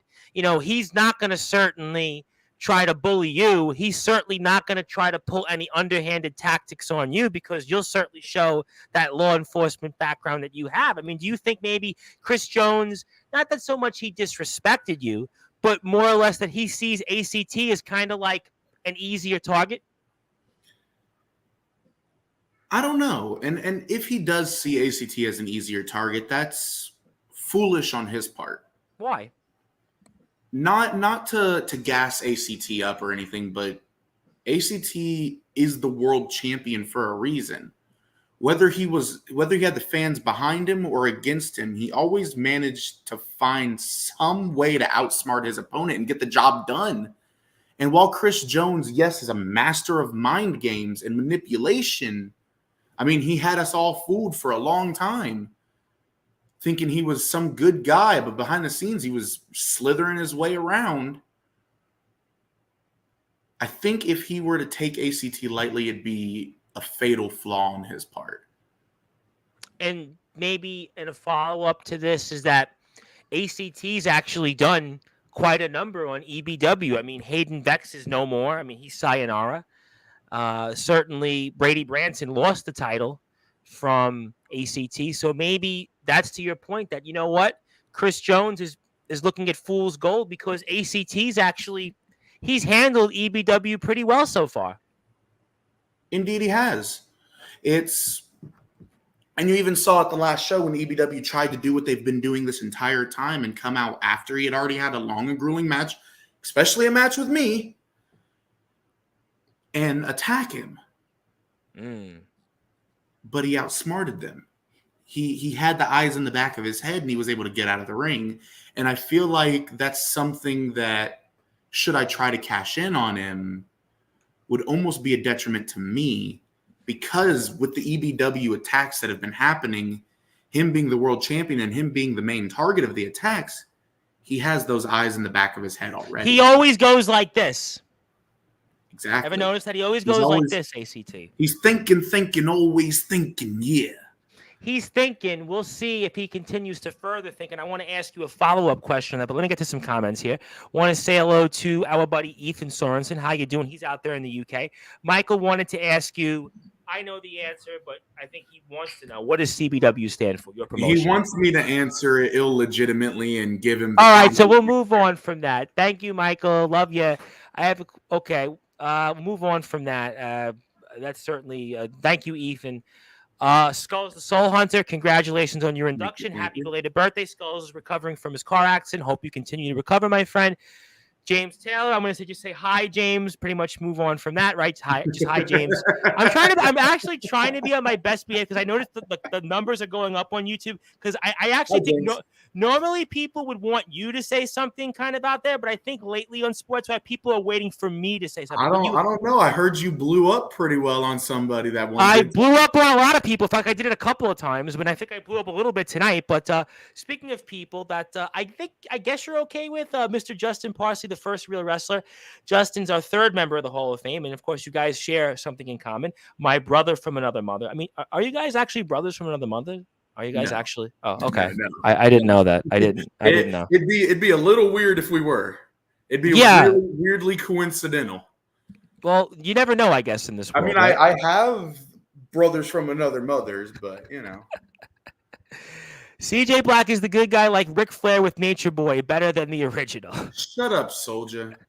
Spell your name right. Well, I have one thing that I think most people will agree on, and this is not spoiling anything. I've seen the movie twice, Iron Crawl, and Ric Flair, the guy who played Ric Flair. I mean, certainly, I hope he never plays Ric Flair again. That's all I'm going to say. And if anybody's seen the movie Iron Crawl, I haven't gotten to watch it yet. I actually really want to. You should see it. I won't tell you anything about the movie, but I recommend, like, as we're all wrestling fans on Sportswire, really go see that movie. It was a great movie. But the guy who played Ric Flair, I mean, Gage Flair could have did a better job. That's all I'm going to say. That's my mini mic drop. My mini mic drop would be Gage Flair would have been better there. Yeah. I knew you. I knew you would have said. Okey-dokey then. Yes, I stand by that. Welcome to Omen's show in my Hall of Fame. Is somebody being facetious here? Your Hall of Fame. Yeah. James Taylor, though, does want to congratulate you. Thank you, Stone Cold. I appreciate it.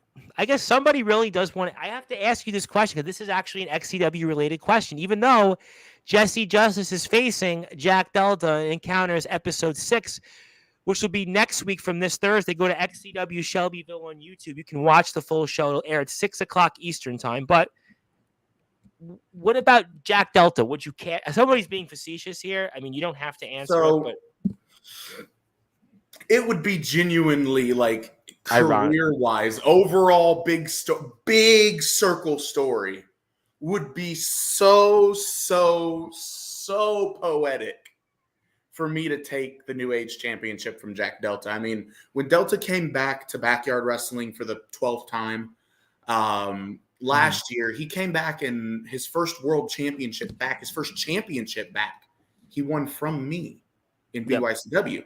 So it would be poetic for me to take the New Age Championship from him, but maybe they're asking about Jack Delta cashing in for the International Championship should he defend it 7 times. The question's phrased a little off. Well, I'll just say what I want to say is Jesse Justice certainly doesn't want anybody to cash in. He wants to be the man to take the title from him. That'll be next Thursday. So that's why I kind of say I would certainly There's say something off about that Jesse Justice. There's something about him. I'm going to say no comment. The numbers go up for Festus. Yeah, the numbers did go up tonight, actually.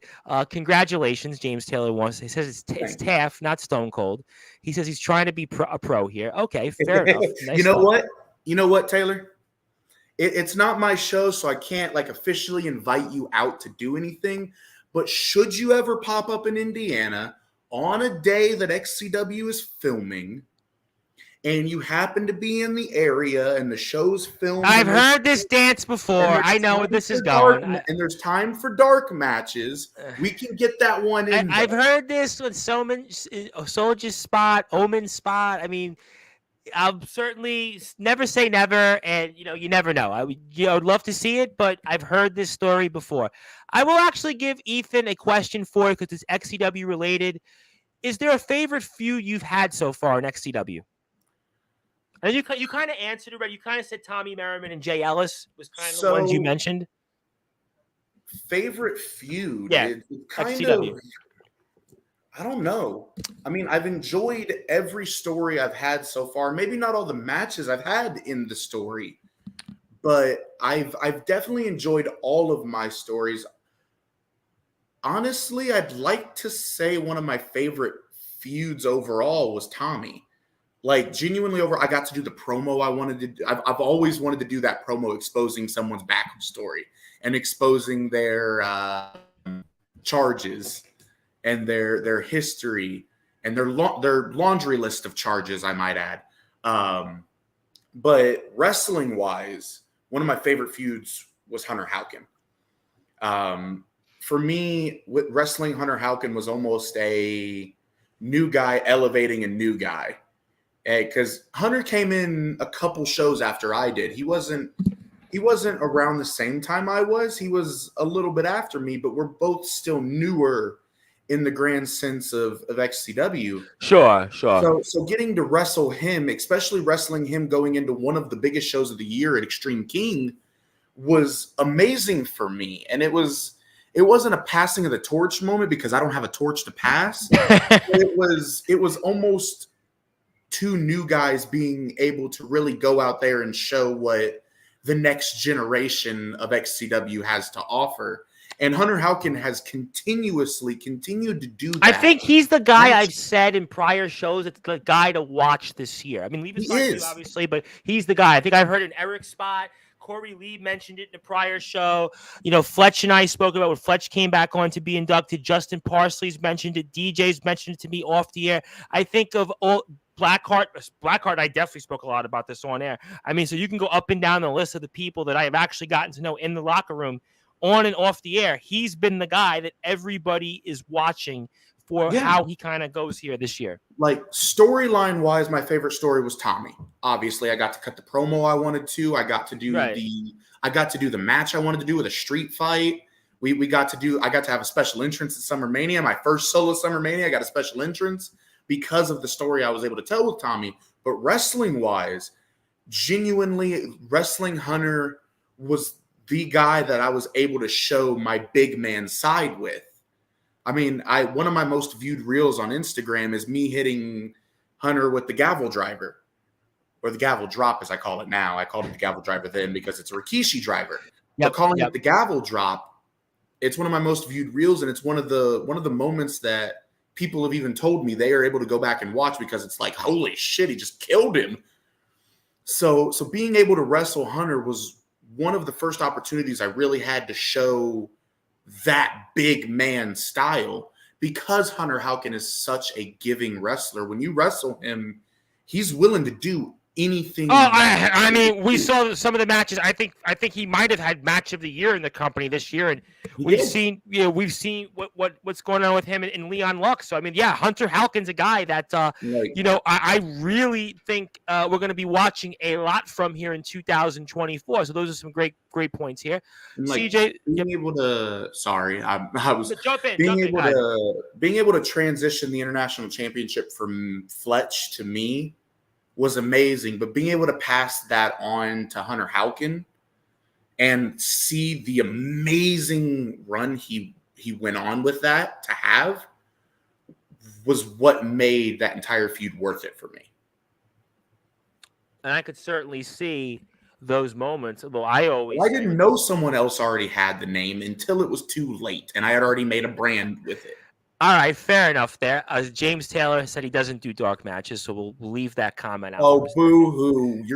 He said LOL. He said LOL. Okay, but let's stay on XCW, because I to me this is a company that I really want to stay on track for. That's what I'm here for. That's why I love XCW, and I'm so grateful for XCW supporting and actually mentioning Sportswire as many times as it has. So let me ask you then a general question. You kind of answered it, but I'll still ask it to you formally anyway. What are your goals in 2024 here in XCW?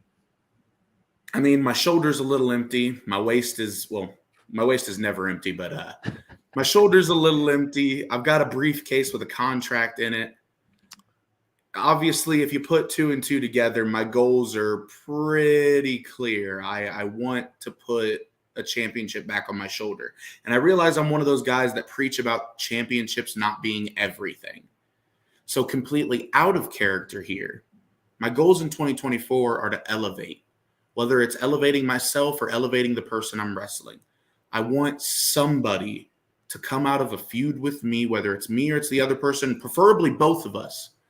I want someone to come out looking better than they did going in it. I want the things I do to be memorable. It's something Jack Delta said at the middle to end of last year: quality over quantity.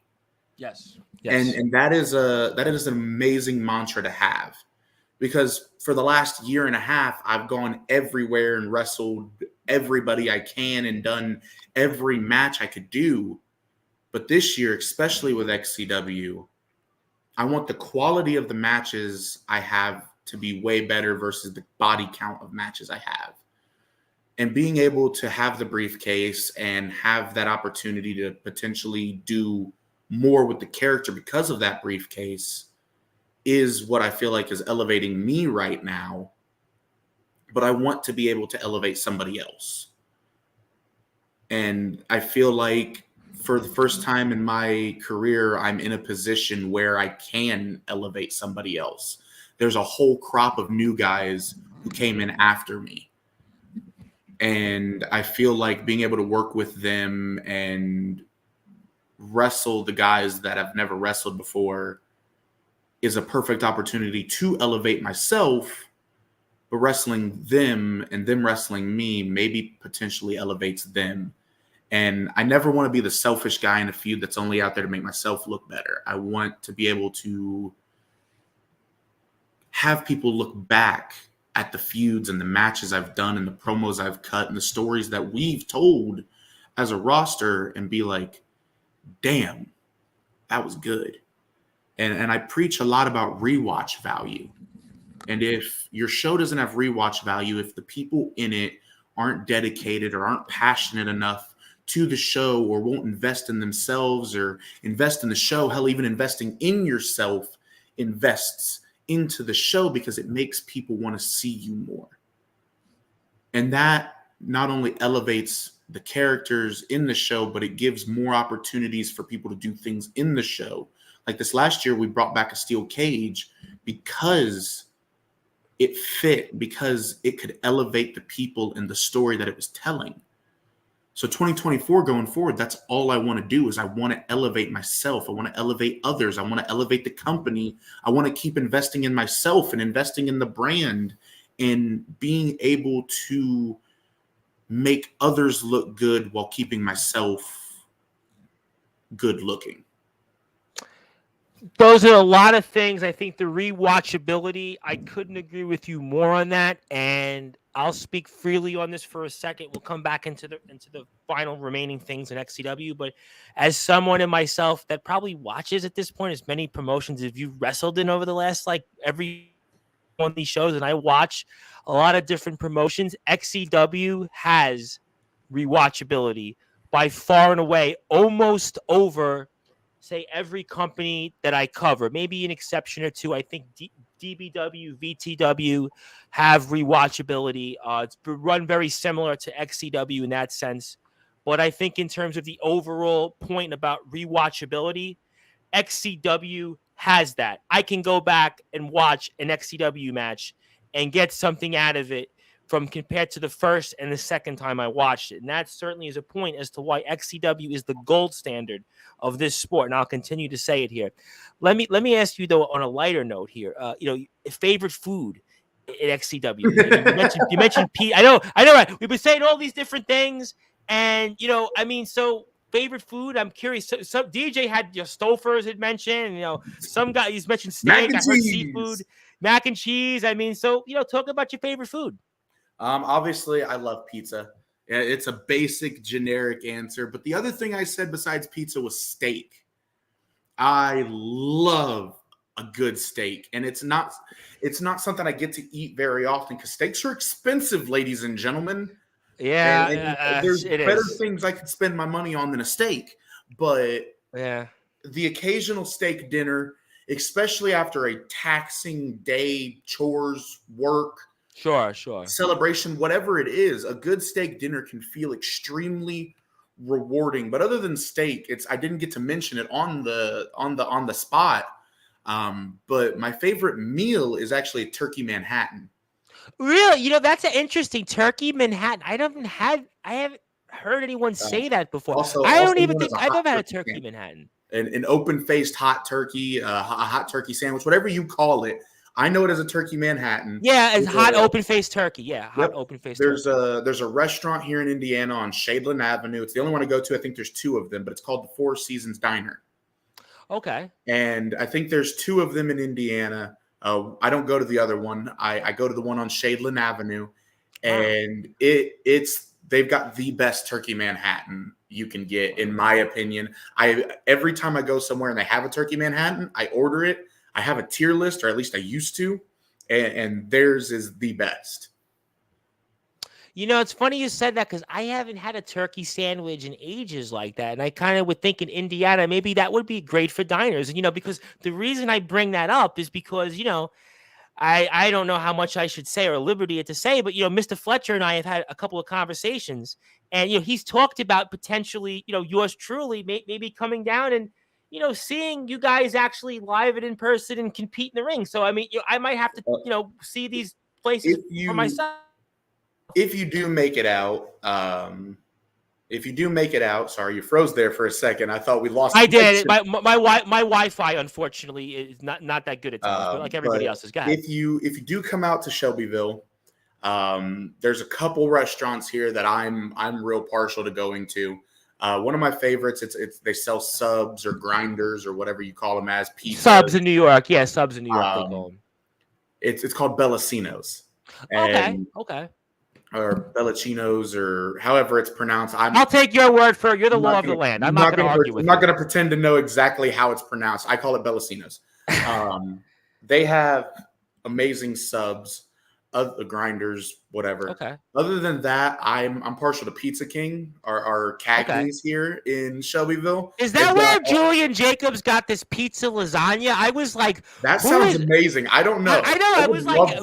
I was like, who makes that? Like, I'm in New York. I never heard that. Phenomenal. He talked about like the pizza crust and the lasagna going. I'm like, wow, like who has this? Like, I'm in New York and I've never heard this before. I thought that was so fascinating. That channeled my inner fat man when I watched that. Like, that sounded phenomenal. See, I thought most of the locker room would have said steak, because I'm thinking, okay, Indiana, Midwest, probably steak would be likely burgers. I think Brogan was like, I'm the all-American guy, although he's from Ireland, Belfast, wink, wink. And he goes, all-American, I know, right? And he was like, well, I like the cheeseburger. Give me the burger. Then, I heard I think Mistress Candy said, I'm Italian. I like Italian. Then it was, I think ACT was a chicken franchise or something like that. And, Brady's was fettuccine Alfredo. That was, Brady had a good. Well, Brady's a really thoughtful, insightful guy. Brady's a guy that I think. And it's weird given the fact that when he was All-American Brady Branson, anytime we would go somewhere, he would stick to that. If they had an American thing on the menu and it had American in the title, that is what. Well, I can appreciate that, because I'm very I don't change what I do. I'm very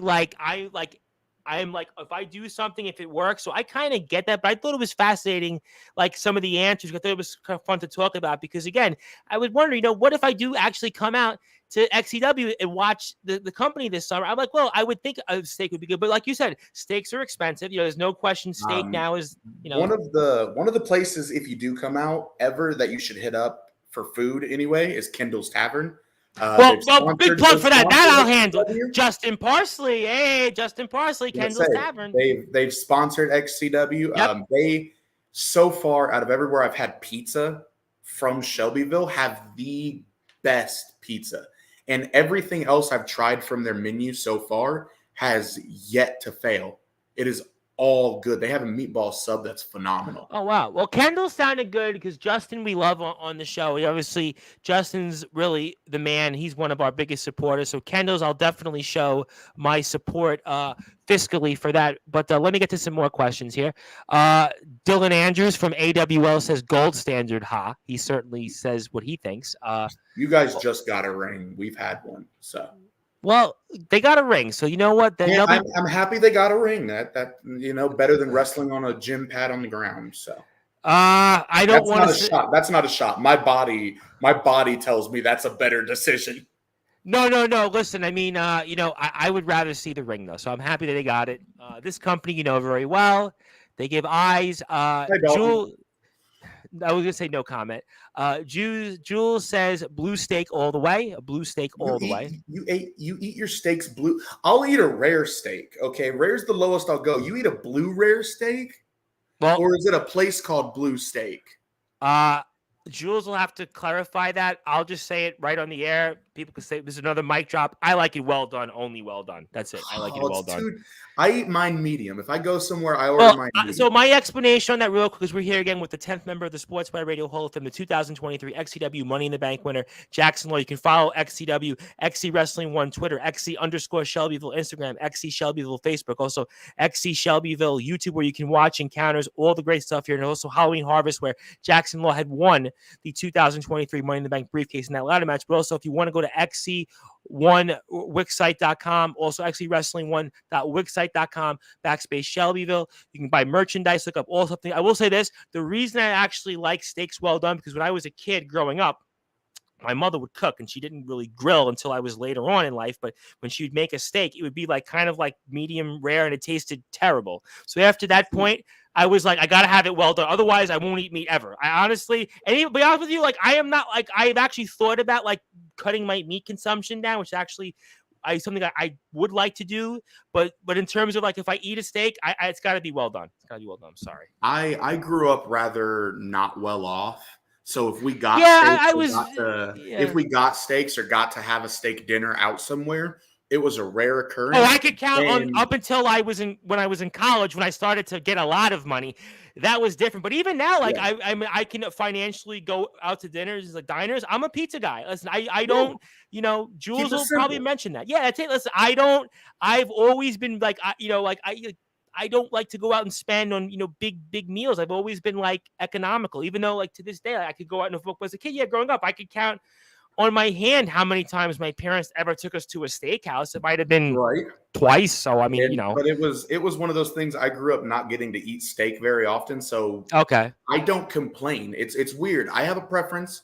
I'll order my steak a certain way. And I've gone out to dinner with people and ordered a steak and it come out wrong. And they're like, well, why didn't you send it back and get it made the way you wanted? I know. I think for me, it doesn't matter. I have a preference, but I'll eat a steak however it gets sent to me unless it's blue rare. If it's blue rare and still mooing, I will send it back.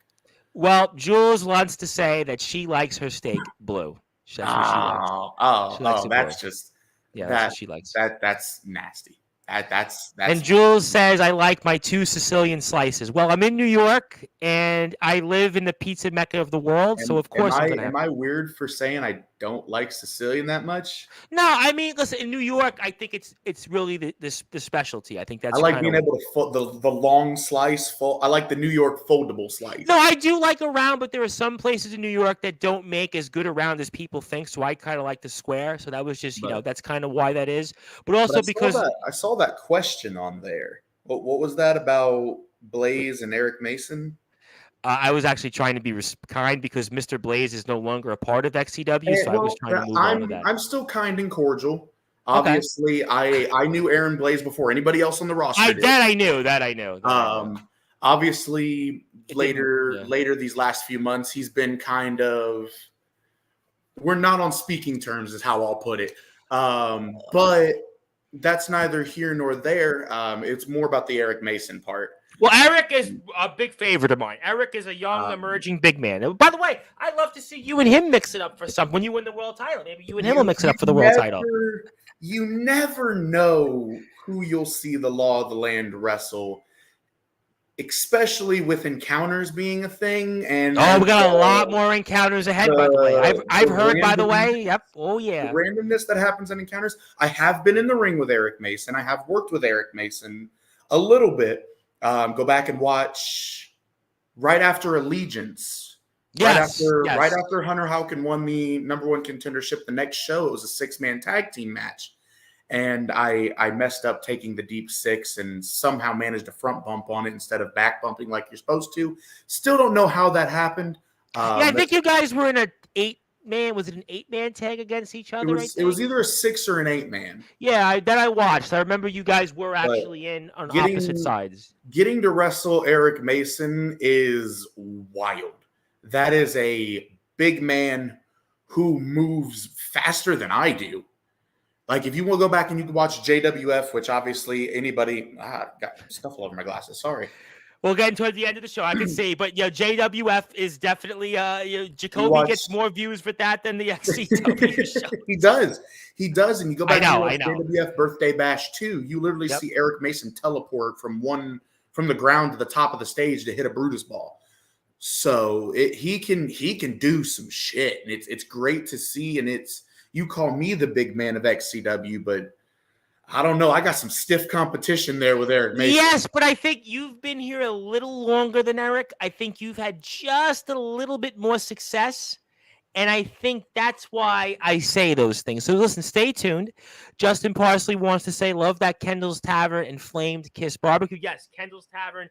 Follow and like them on Facebook. Go and Shameless support them. plug, Justin. Well, shameless plug. Justin Parsley can plug himself any day of the week on Sportswire. I'm sure he does. Well, he does, but I'm not going to argue. Don't need a ring to raise up the bar in the backyard. Kind of a question mark there. Let's see. You're not okay. So for a long time before I started wrestling in a ring, I had always said that it wasn't about what you wrestle on, because I was a big guy that was like, the indies need to stop shitting on the yard. And I still do, but I understand it a lot more now than I did back then. It's not about what you wrestle on or where you wrestle. It's about the story you tell, and if people remember the match you had for it being good and the match itself being good. So sure, you don't have to wrestle in a ring. You can wrestle on a tarp and a pad in the ground, but what are people going to watch more of?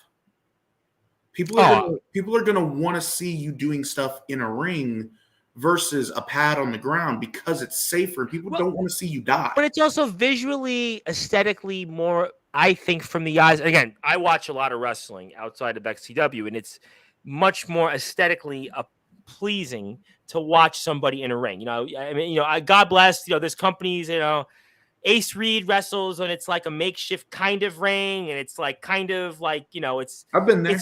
It's what it is, and I have a lot of respect for anybody that wants to go out there. You had Puerto Rican Prince on very recently. Santiago, yep. The BWO ring. We actually modeled our ring for Straight Out of the Yard a long time ago after that. And the ring is better. If you can get a ring and you can actually wrestle in it and do it safely, by all means. I'd prefer to see everybody wrestle in a ring versus wrestling on the ground or in a tarp. Totally. Something like that. So when we've had guys come on here and they talked about the injuries from the back and stuff like that. So let me try to run through comments here in the interest of time. I got a lot of them here. CJ Black wants to say, get out of here, Dalton Skull, before I choke slam you. Because he had a question for Dalton about you, but I'm going to move away from you. That's not right. That's what he wanted to say. That's not right. Yeah, that's what he wanted to say. I mean, that's funny. It's funny, but that's not right. All right. Well, that's what he wanted to say. Wolf likes it medium well. All right. I give you that.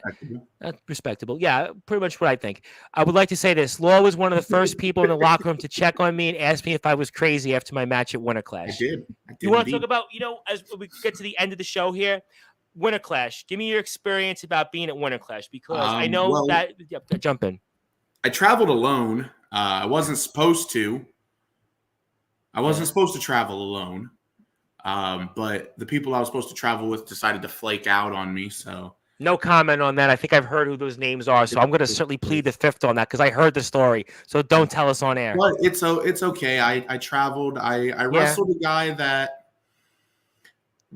during the match, it didn't feel like it was a good match. In fact, I was quite furious after the match. I didn't feel like I had a good match. I felt like the guy I wrestled was super disrespectful after the match. Not disrespectful directly to me, but disrespectful to the show in general. Because literally, if you watch one angle of the match, you see the referee start walking him towards the curtain. There's a point where the ref's arm drops. He walks through the curtain, grabs his stuff, and then walks out the door and leaves. You can't do that. You cannot. That's like rule number 101. You can't wrestle your match and leave. Hello. I know as a heel and stuff, you're not supposed to be out in the crowd during an indie show. You're supposed to kind of stay hidden and stuff. But it was my first indie show. So I stayed out there and I watched the show. I tried to stay hidden as much as possible. Yeah, but at least you stayed in the venue. You can't not leave the venue.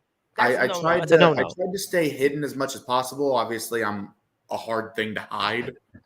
But Winter Clash overall was weird for me Okay. because I was going in with the expectation of wrestling like it's a yard show, but on a bigger platform for an indie company.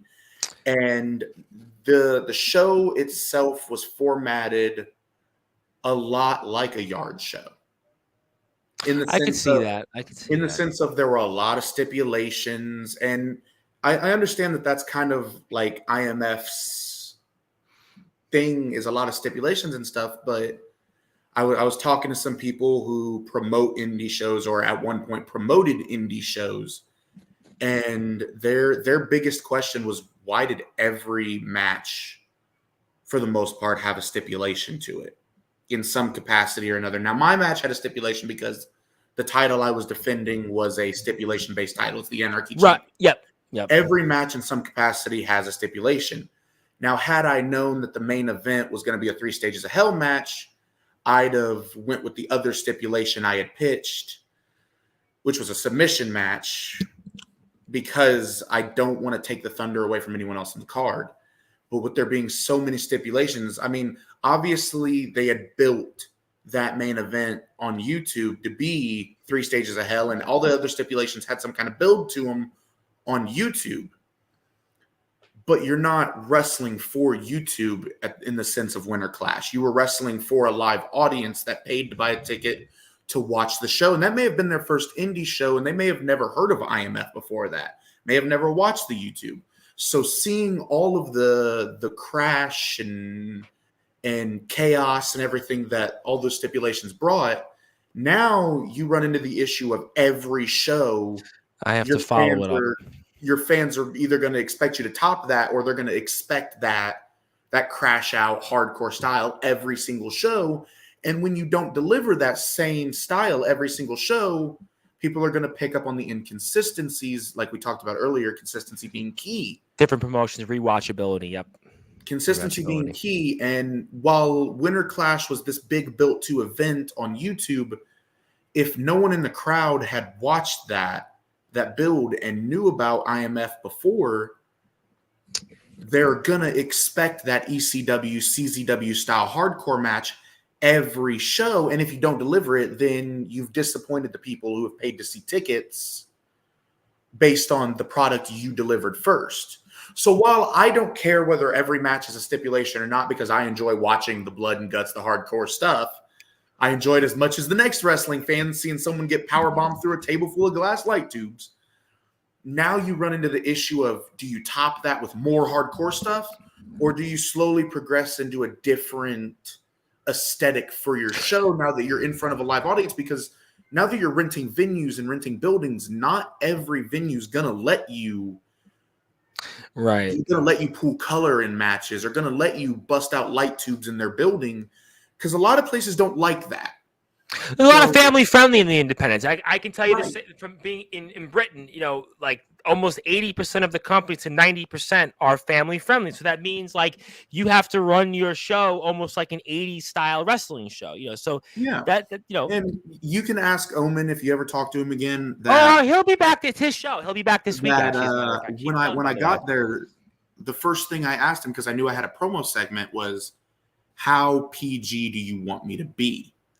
And they had told me, well, it's a family-friendly show, so I figured, okay, take my usual character that's up here that doesn't have a filter and tone it down just a little bit.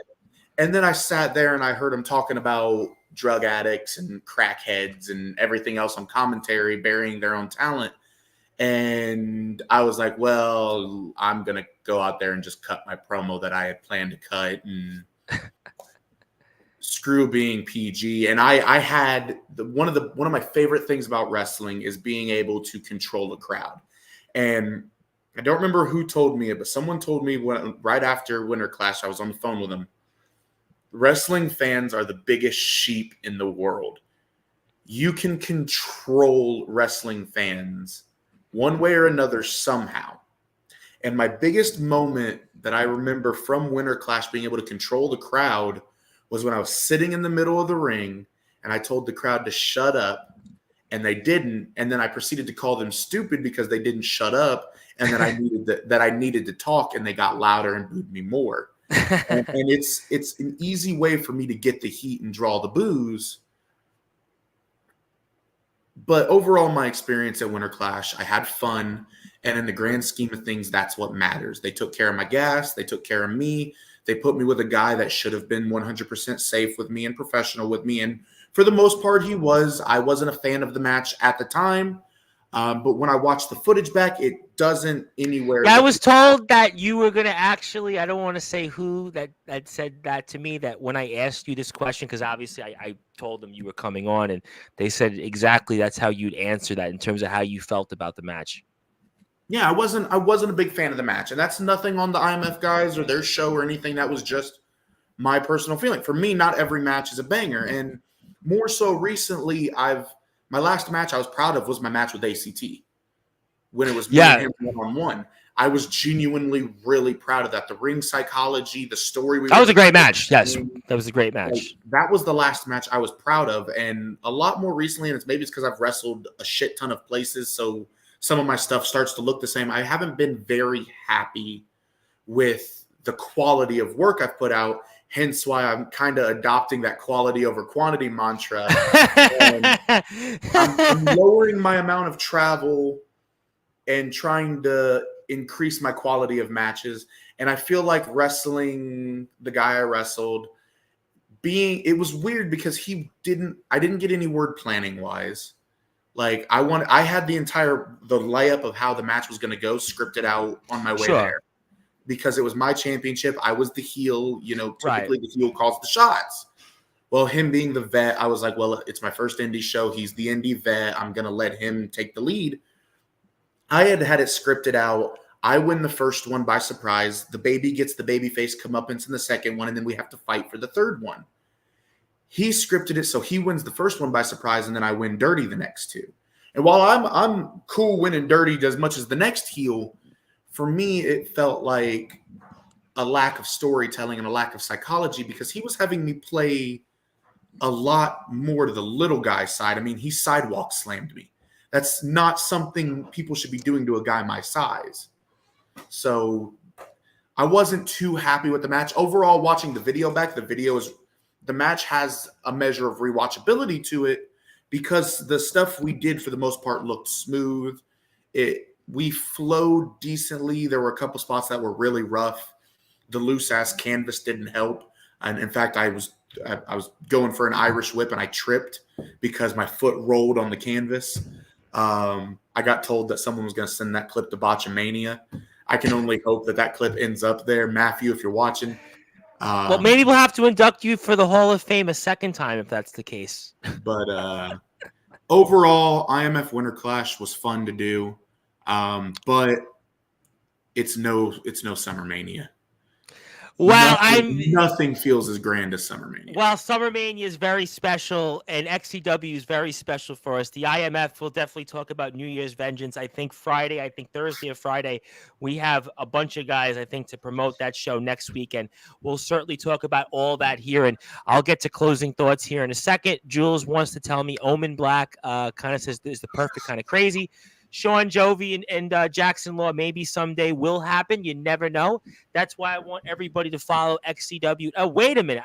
Do I know this person? I don't know. I don't know if I know them. I know you. I don't think maybe that must be Corey Lee over there. Maybe that's Corey Lee. So maybe that's Venom. Maybe that's Venom. Corey Lee in the skin of Fletcher wearing a Venom shirt. Could be.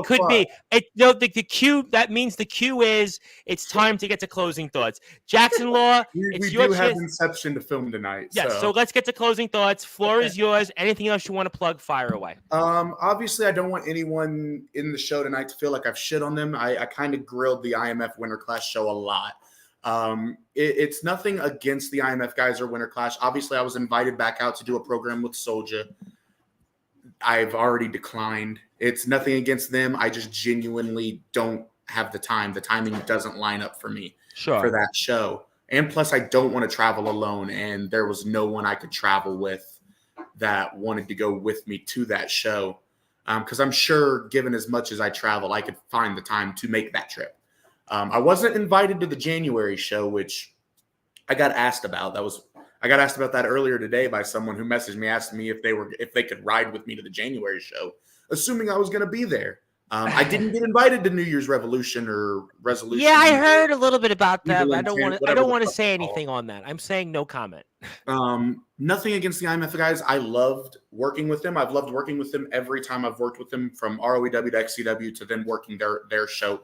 Wow, my glasses just got an extra glare on them. That's crazy. But as far as that, I don't want anyone to feel like I've shit on them in the show. I feel like this time. No, you were good. No, I tell you it, you were not. Trust me. I did some of that work last week on the show. You actually, and I actually saved you. But in fact, I even said, I'll take the heat off you a few times. No, you were actually very good. You were very tame. You were very political. You did a way better than the last time I was on here when I was getting red in the face, screaming. Much better. No, we were much better tonight. People certainly might have looked for those things. I also know you now a lot better. So definitely we're on the same page. I want everybody to follow this man at Law DRL, Instagram, YouTube. Also check him out on TikTok. Also XCW, XC Wrestling 1, xcwrestling1.wixsite.com/Shelbyville for all of your information. And yes, and I'm going to be buying a Law of the Land shirt on the XCW page later this week. So that's going to be adding another one to my collection. He's a Hall of Famer. Photobombed out the ass. He's a Hall of Famer. I have to make sure that we'll take care of all that. I know you got to run. Congratulations. Thank you for being a part of history here. I look forward to having you on a second time for the Hall of Fame with Botcha Man. You get into that. I'll definitely have you on it after Cold Day in Hell and go film. Thank you for all that you do for us, and congratulations. Thank you for having me. I appreciate you having me. It means a lot to be in the Hall of Fame. I should have been in it before Fletch, but you know. Well, Hall of Fame, I couldn't put you in over Fletch because Mr. Fletcher at any time could say no more XCW coverage, and I'm not going to do that. So I'm not that dumb. But obviously, thank you. I'm looking forward to that Ref Festus episode, though. That's been the talk of the locker room. I mean, I've had 5 guys message me, when are we getting Festus on? I'm like, he said it. Michael said it. It came out of Michael's mouth. So that's the word. Five Guys sounds great. I could go for a thing of Cajun fries from Five Guys right now. Well, you know what? Maybe we'll try to get that for you. But ladies and gentlemen, that is Jaxsin Law. He's the 10th member of the Sportswire Radio Hall of Fame. He has to go run Film Inception. My name is the Reverend Tom Bryce, the host of the Sports Report, the owner of Sportswire Radio, your voice of all wrestling. There's that certificate. That's the proof. We'll have more XCW coverage tomorrow night, jacked out to 10 o'clock. But to be the 11th member, the next part of our second class, Chris Jones live, 9 o'clock Wednesday. Be there or be square. Until then, good morning, good afternoon, good evening, wherever you are on the number one global radio station that is Sportswire Radio. Thank you.